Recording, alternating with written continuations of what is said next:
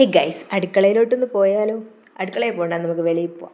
ഇന്ന് രാവിലെ എണീറ്റപ്പോൾ കണ്ട കാഴ്ച, വെളിയിൽ അടുപ്പിലിട്ട് ഇഡ്ഡലി വേവിക്കുന്നതാണ് കേട്ടോ. ഗ്യാസ് തീർന്നിട്ടില്ല, ഏത് നിമിഷവും തീരാതിരിക്കും, വരാതിരിക്കും. ആ സാധ്യതയിലാണ് ഗ്യാസ് ഇരിക്കുന്നത്.